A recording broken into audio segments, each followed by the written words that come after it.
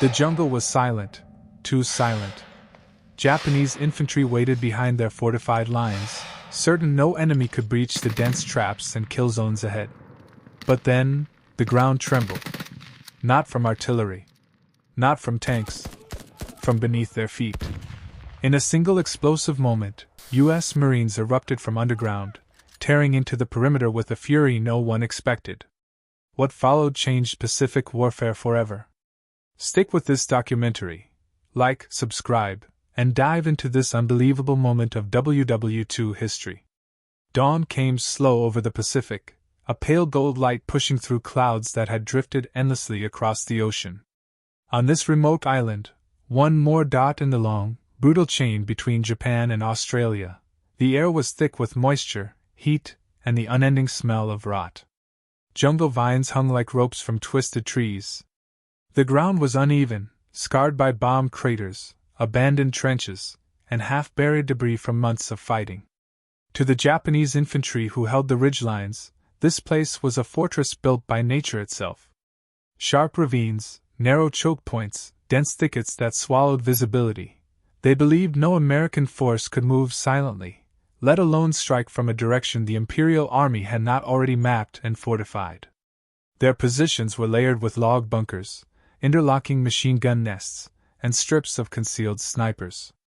Every approach path, every open gap, every predictable route, all covered. All lethal. The Japanese soldier of 1943 had spent months hardening these lines. They dug deep trenches, carved firing slits through tree trunks, buried ammunition among roots, and wired the jungle floor with traps.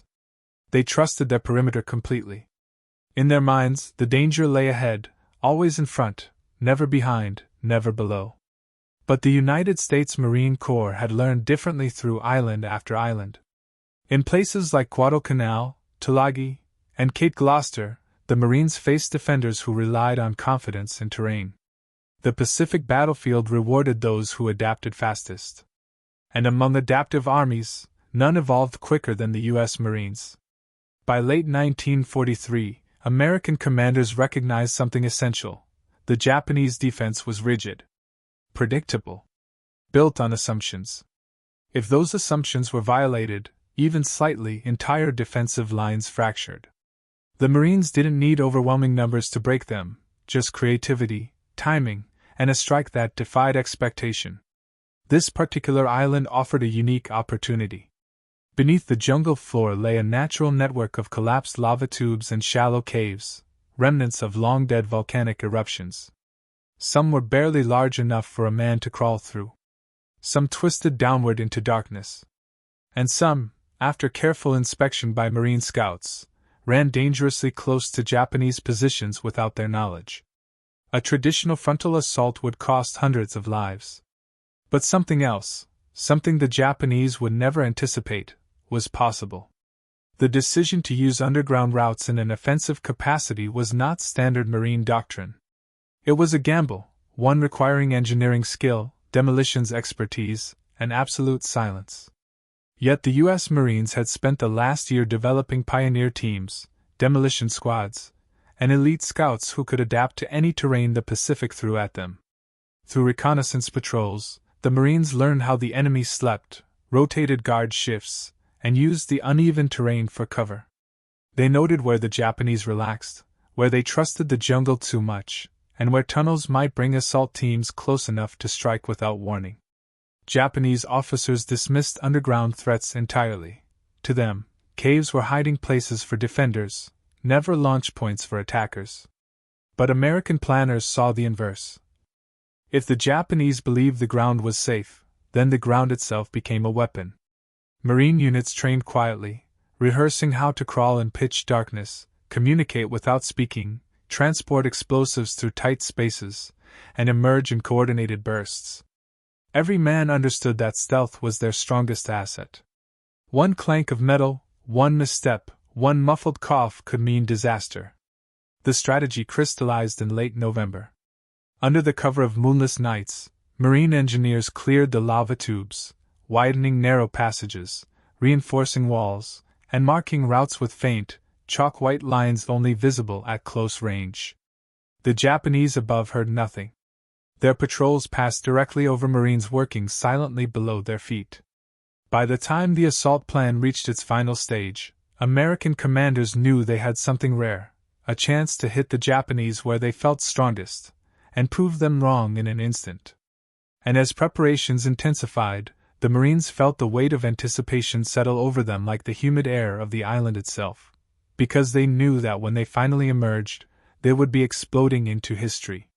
The ground was ready to open. The shock was inevitable. And the next phase of the story begins with the terrain itself. The island's terrain dictated everything: movement, survival, strategy, and the rhythm of battle itself. It was a place where every footstep vanished into wet earth, every tree trunk hid a shadow that might be a rifle barrel, and every ridge concealed yet another ridge behind it. The Japanese infantry relied on that natural complexity, believing the environment itself fought on their side. And for most armies it did. But for the U.S. Marines, terrain was not an obstacle. It was an opportunity to redesign the battlefield.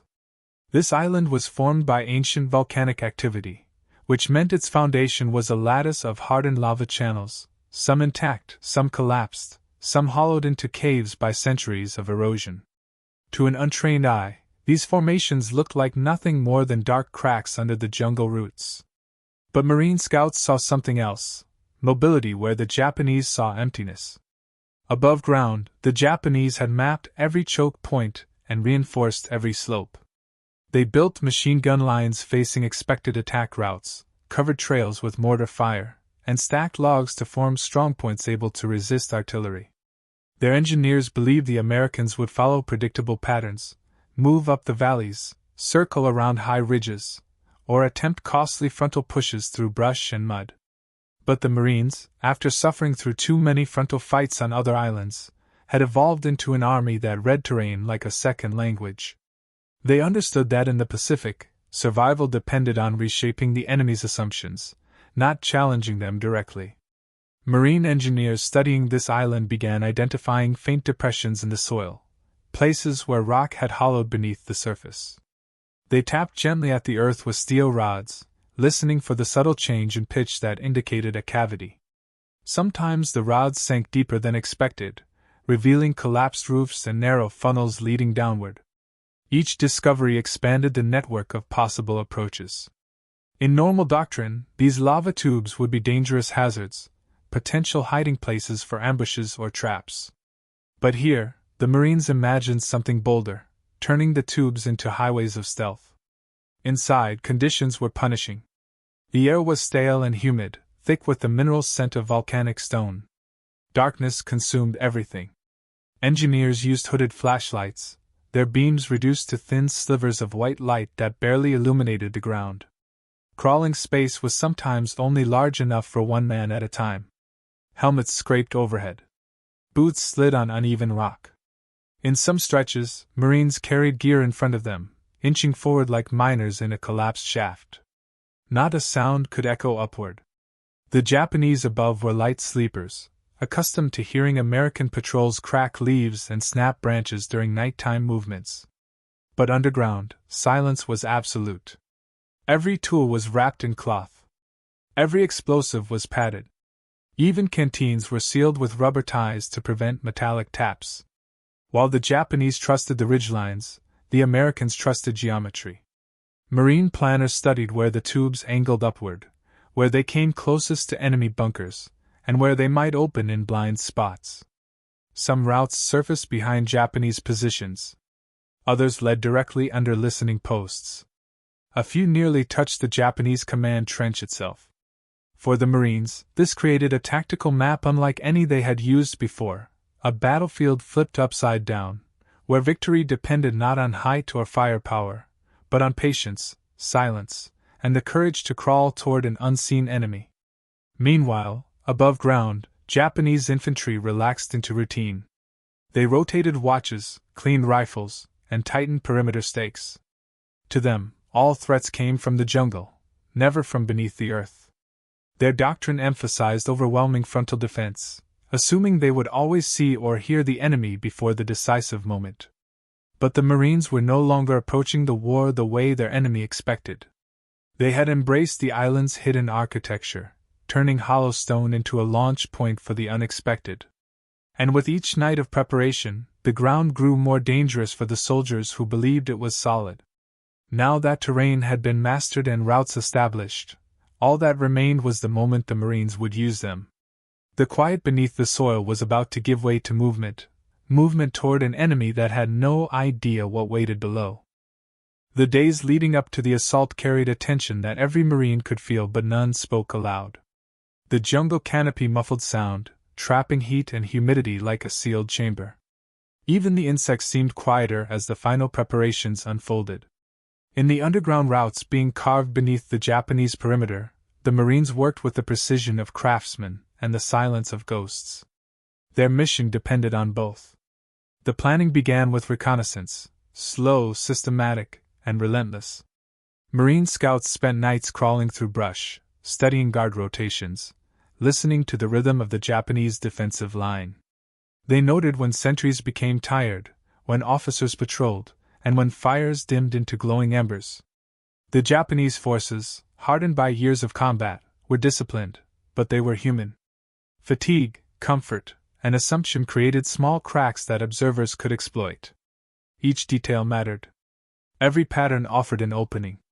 The scouts brought back reports that the Japanese believed the southern ridge was impenetrable. Heavy brush, tight ravines, and steep inclines created a natural wall. It was the perfect location to conceal the Marines' underground approach. One officer described it as iron confidence, from the Japanese, confidence that blinded them to the possibility that the Americans might crawl beneath their feet. Marine engineers then mapped these opportunities onto the island's geology. They charted every viable tube, every collapsed cavern, every narrow crevice that might serve as a passage. Some tubes required widening. Some needed debris cleared. A few needed wooden planking to reinforce sections at risk of collapse. The work was painstaking, performed with tools wrapped in cloth, movements slow and deliberate. Echoes traveled unpredictably underground, and the Japanese had sensitive ears. One clatter could break the entire operation. Above ground, other Marine units rehearsed their roles. Riflemen practiced short, brutal bursts of close-quarters fire, simulating the confined clearings they expected to emerge into. Flamethrower teams drilled on timing and arcs of coverage. Demolition squads carefully measured how long it would take to breach log bunkers from the inside if the assault surfaced behind enemy lines. The Marines didn't know exactly what terrain they would face when they broke through. They only knew they had seconds to establish momentum. Officers kept the men focused on discipline. No joking, no unnecessary words, no metallic gear allowed to clink. Boots were inspected for loose eyelets. Knives were strapped flat. Helmets were cushioned with cloth rings so they wouldn't scrape rock overhead. The Marines treated silence as though it were ammunition, precious, essential, carefully rationed. As nightfall came each day, the jungle took on its usual eerie stillness. Japanese soldiers lit small lamps in dugouts, whispering to one another, performing maintenance, settling into familiar patterns. They had no reason to suspect anything unusual. American attacks typically came with noise, artillery barrages, naval gunfire, shouted commands through trees, or the distant roar of aircraft. Yet this time, there was none of that. Just silence. And silence, in war, is sometimes the loudest omen. Marine leadership took advantage of every psychological aspect. They avoided patrols for several nights, lulling the Japanese into thinking the Americans were fatigued or reorganizing. They reduced noise around camp. They dimmed fires earlier than usual. Everything suggested stagnation. Everything suggested uncertainty. Everything suggested the Marines were waiting, when in reality, they were moving steadily toward their enemy from below. By the third night of preparation, the underground routes were almost complete. The engineers had marked final chalk lines showing the exact points where assault teams would surface. They kept these marks minimal, knowing the slightest glow might betray them if a Japanese patrol unknowingly wandered near an opening. The Marines who would lead the assault were hand-selected, calm under pressure, confident in confined spaces, and unfazed by darkness. Many were veterans of previous Pacific battles, men who had learned that the enemy's strength lay in rigid doctrine, while the Marines' strength lay in adaptation. Their expressions were hard but steady as they prepared gear, checked ammunition, and swallowed the last cool water they would taste before dawn. As the final night approached, commanders issued their orders in hushed tones. The assault teams would enter the tunnels at staggered intervals to avoid congesting passages. Every man understood the stakes. If the Japanese detected even one Marine underground, the element of shock would be lost, and the cost in lives would be catastrophic. Yet no fear showed in their movements. The men simply checked their gear again, adjusted straps, and slid into position near the tunnel mouths carved into the jungle floor. Above them, the Japanese settled into their strongest sense of security, the calm before what they assumed would be another predictable American assault. But this time, the battlefield belonged to the Marines.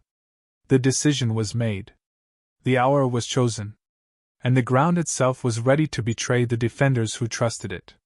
The next chapter would begin in darkness, deep underground, where the first wave of Marines prepared to crawl toward the enemy unseen. The entrance to the lava tubes swallowed sound the moment the first Marines slipped inside. One moment the jungle hummed with cicadas and distant Japanese murmurs. The next, everything fell into a thick, suffocating quiet. The underground world held its own atmosphere, dense, stale, and ancient. The air tasted of minerals and dust. Every breath sounded too loud inside a Marine's own helmet. Yet they kept moving, slow and deliberate, as though the earth itself were listening. The tunnels were narrow, sometimes no wider than a man's shoulders.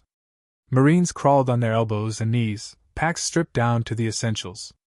Their helmets scraped the stone unless they angled their heads just right. Some sections sloped downward into pockets of trapped heat, where sweat pooled under their collars. Others angled sharply upward, forcing the men to climb with fingers digging into rock. It wasn't simply movement, it was endurance inside a living maze. Light came only from hooded flashlights, each beam no stronger than a candle's whisper. The Marines used them sparingly, shielding the glow with cupped hands to prevent accidental reflections. Even underground, caution was absolute. Sound traveled unpredictably through rock, and the Japanese above sometimes paused, sensing vibrations they couldn't place. A single metallic clink might echo upward in ways no one could predict. Every tool was wrapped in rags, every weapon padded to prevent noise. Behind the first team came the engineers, men responsible for keeping the path open. They widened tight passages with small hand picks, each strike carefully muffled. When rocks shifted too loudly, everyone froze instantly, holding their breath, listening for footsteps or shouts above. Nothing came. The Japanese remained unaware, trusting the silence of the forest instead of listening to the silence below. The Marines' progress was measured not in yards, but in inches. Each foot forward required patience and control. Communication happened through touch, not speech, a hand pressed to a shoulder, a brief tap on the boot of the man ahead, a squeeze to signal stopping or danger. Words were too risky. Even a whisper might bounce against stone and rise like a warning to enemy ears. In the oppressive darkness, time lost meaning. Minutes stretched into hours. Sweat ran into men's eyes. The scent of earth grew thicker. Some Marines fought rising claustrophobia, focusing on their training, slow breaths, steady crawling, eyes fixed forward. Veterans kept their minds on past battles, reminding themselves that they had survived worse. But for newer recruits, the tunnels felt like the mouth of a beast ready to close around them. Still, none faltered. The mission demanded resolve, and the Marines moved with unbroken discipline. As they advanced, small shafts appeared, faint cracks in the ceiling where tree roots protruded like skeletal fingers. Through these cracks came muffled sounds, boots on dirt, a cough, the clatter of a metal cup. Japanese infantry stood directly above these tunnels at times, unaware that the Americans were inches below, separated only by a thin layer of stone. Marines halted whenever footsteps grew too close. Hearts pounded. Fingers tightened around rifle stocks. Yet the Japanese moved on, never imagining the silent danger beneath them. In one tunnel segment, the Marines discovered a collapsed ceiling, forming a choke point barely passable. Engineers reinforced the sides with wooden planks wrapped in canvas to prevent scraping. Men passed their gear through first, then wriggled under the low arch with agonizing slowness. Above, Japanese soldiers smoked cigarettes on a log, never suspecting the Americans were crawling underneath their resting spot.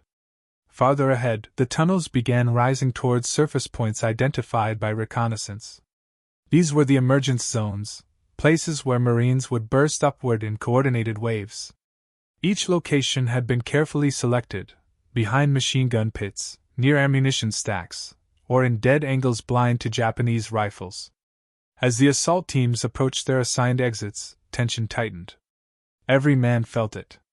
Their last moments underground were spent in absolute stillness, lined up in tight clusters where they could feel the breath of the Marine behind them. Officers checked watches by covering the flashlight beam with their palms.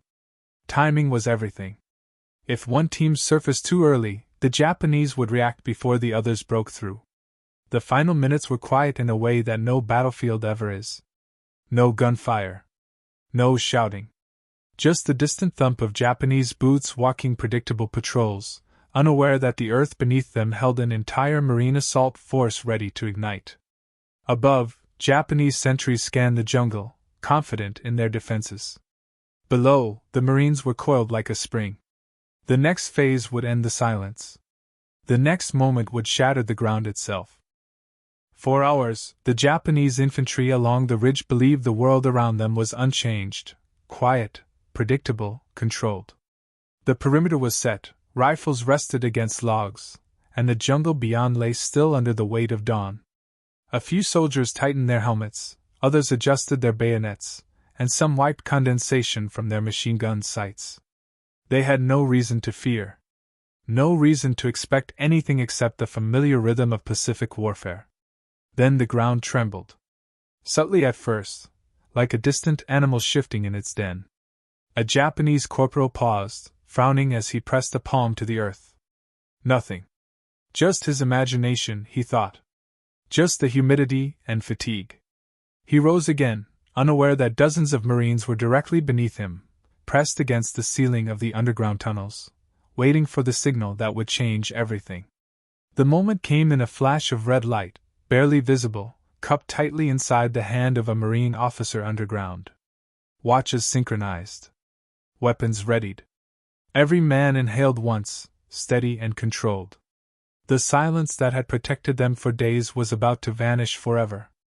On the officer's silent count, demolition charges, small, directional, and wrapped in dampened cloth, were ignited at the designated points near the tunnel ceilings. These charges weren't designed for destruction. They were designed to break through without collapsing the tunnels behind them. Above ground, the Japanese infantry heard the first crack, not like artillery, not like a grenade, but like the earth itself splitting. Confusion flared instantly. Men pivoted, glancing downward, unsure of what they'd felt. Then came the second crack. Then the third. And suddenly, the ground erupted. Soil burst upward in violent fountains. Tree roots snapped and flung aside. Tangles of earth shot into the air like dark geysers. Japanese soldiers staggered back, eyes wide, as holes, dozens of them, tore open across their supposedly secure positions. Then the Marines came. Not stumbling. Not disorganized. But charging upward, rifles raised, movements sharp and practiced. The first wave surged through the openings before the dust even settled, appearing like figures bursting out of the planet itself. Some Marines climbed out in pairs, others alone, each man knowing exactly where he was supposed to go the moment his boots hit daylight. Their emergence was so sudden, so violent, that several Japanese sentries didn't even raise their rifles. They simply froze, disbelief locking their bodies in place. The Marines' training took over instantly. Short bursts. Controlled fire. Decisive movement. A machine gun nest positioned to cover the jungle flank suddenly found itself attacked from behind. Marines climbed out of the earth directly behind it, sweeping the position with rifle fire before the gunners could even swivel. Ammunition boxes toppled. A Japanese assistant gunner shouted in panic, turning too late as a Marine squad descended upon the pit. Farther down the line, A Japanese platoon leader stared in shock as one of his ammunition sheds, believed to be completely secure, exploded with movement, Marines erupting from a tunnel entrance underneath the wooden flooring. The officer yelled commands that no one could follow. His men scrambled backward, firing wildly into the dust cloud forming around the shed. But the Marines were already moving, scattering into flanking formations with a confidence that shattered whatever coherence the Japanese tried to muster. Everywhere the Japanese looked, the impossible was happening. The Americans weren't coming from the jungle. They weren't attacking the ridges. They weren't even pushing from the coast. They were coming from underground, from blind angles no defensive doctrine had ever prepared them for.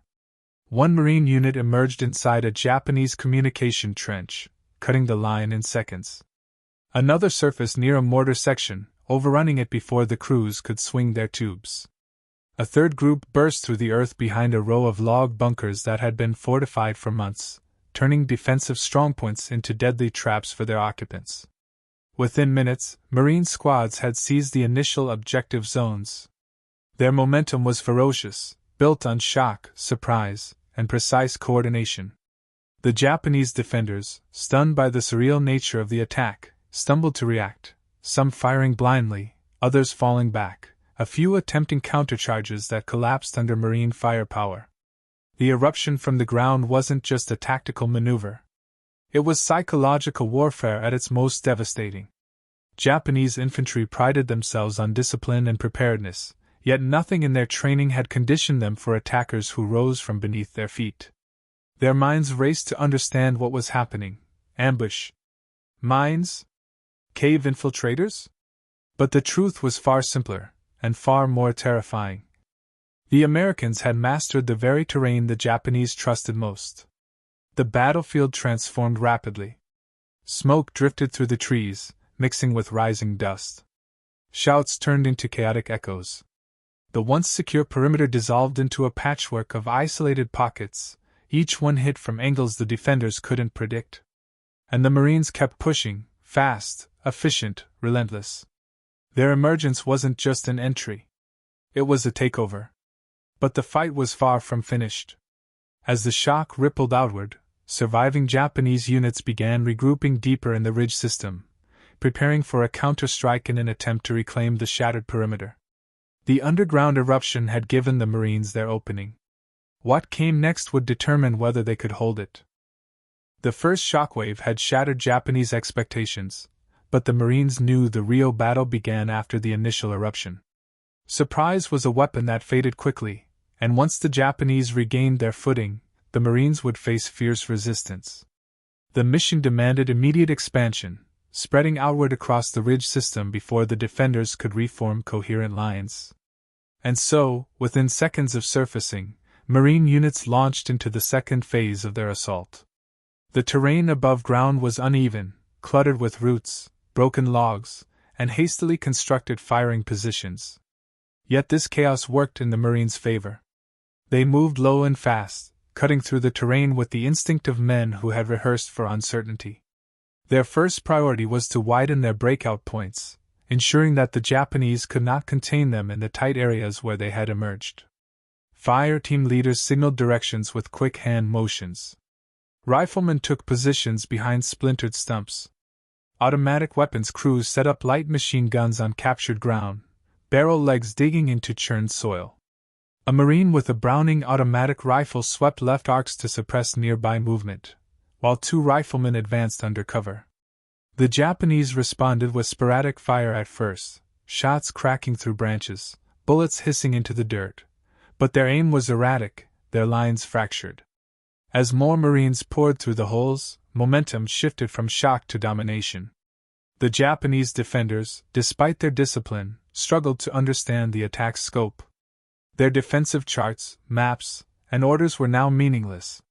Positions they believed secure were suddenly compromised from directions they had never planned for. Officers attempting to reorganize were caught in crossfire or found themselves flanked by Marines who seemed to appear from every angle. One Marine platoon pressed uphill, aiming to seize a major observation post that the Japanese used to coordinate mortar fire. The post sat on a knoll protected by a crescent of sandbags and a pair of machine gun pits. Normally, approaching such a position would be costly. But today, the Americans approached from its rear, an angle the Japanese had ignored completely. The Marines burst forward in 2 columns. Grenades arced over the sandbags in tight, practice motions. The explosions sent debris and dust across the knoll as rifle squads stormed the trench, overpowering defenders in seconds. Meanwhile, another Marine force cut through a narrow ravine, racing toward a cluster of log bunkers constructed months earlier to repel jungle assaults. The Japanese inside tried to rotate their heavy machine guns as shouts erupted from their flanks. But the repositioning took too long.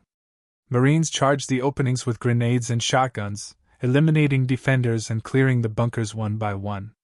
The capture of these positions opened a critical corridor through the ridgeline, allowing reinforcements to move forward unchallenged. To the east, Japanese officers struggled to form counterattack groups. They blew whistles, shouted commands, and waved their swords toward disrupted lines, urging their men to push back toward the ridges. Small squads attempted to charge downhill, firing from the hip in desperate attempts to reclaim lost positions.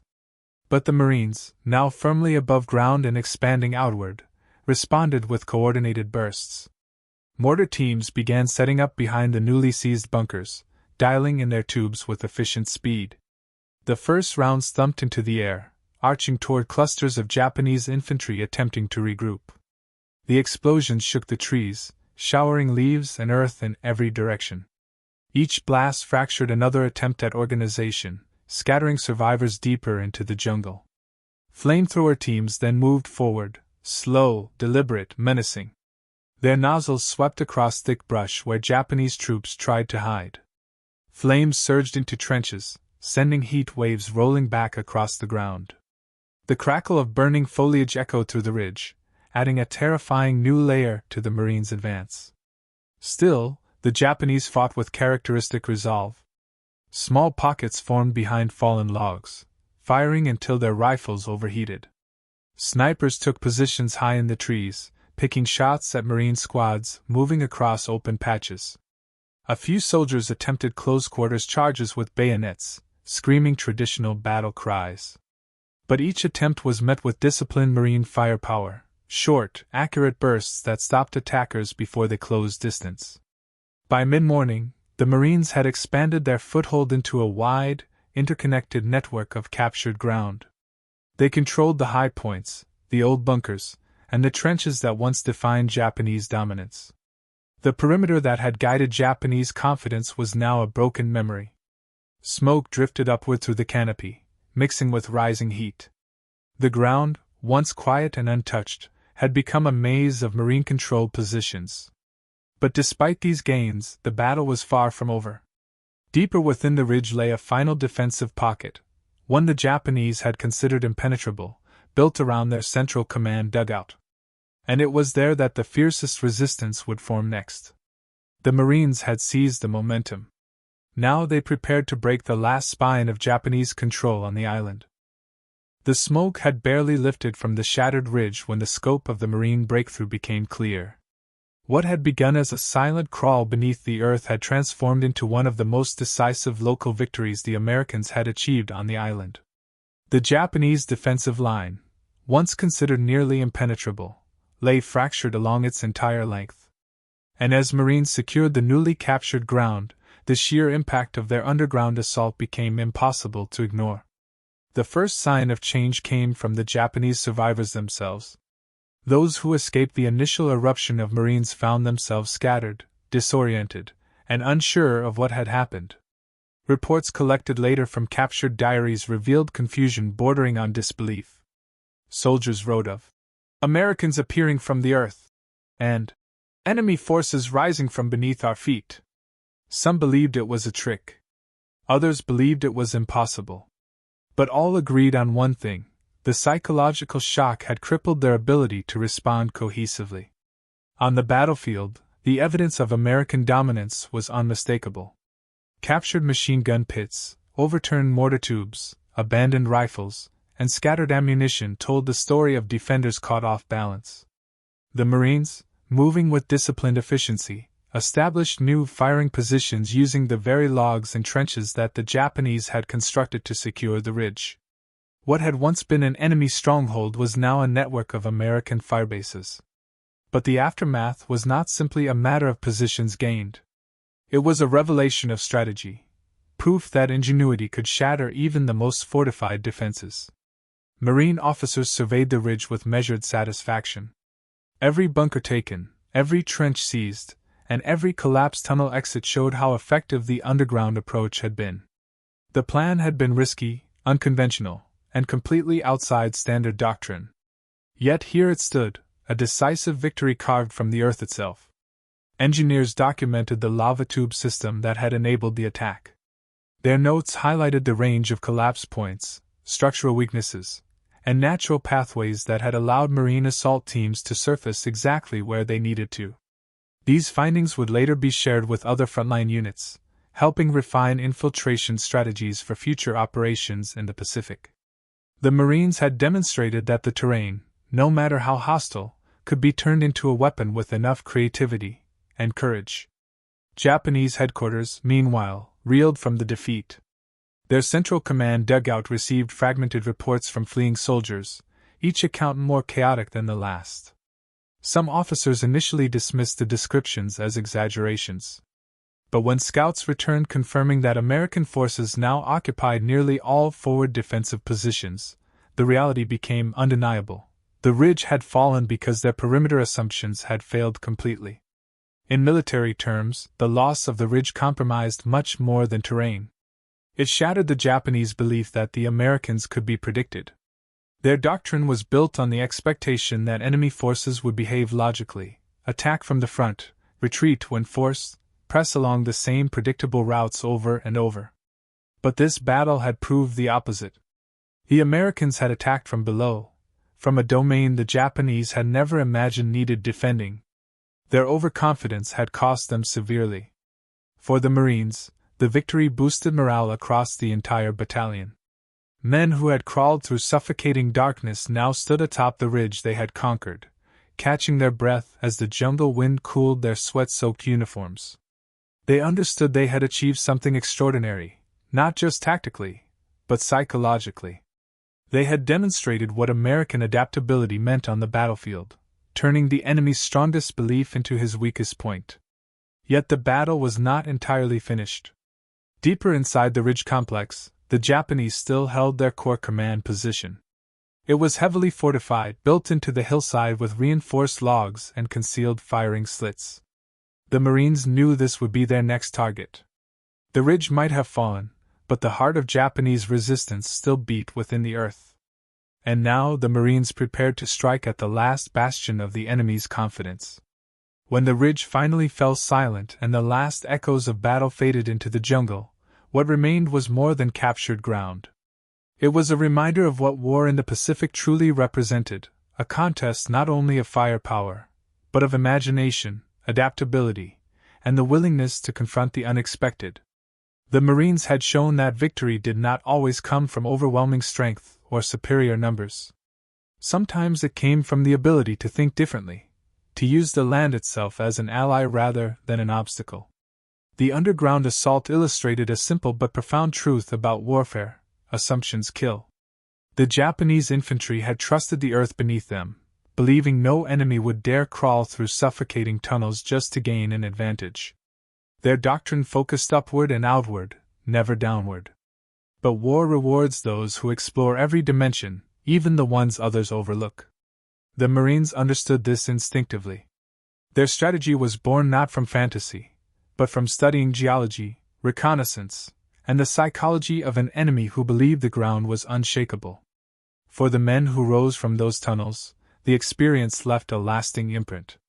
They had fought in darkness where sound became a threat, air became a burden, and every inch forward demanded resolve. Emerging into daylight under fire was not just an act of combat, it was an act of defiance against the limits of what seemed possible on a battlefield defined by mud, heat, and endless danger.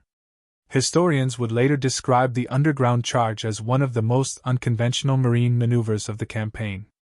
But for those who lived it, the meaning was simpler: innovation saved lives.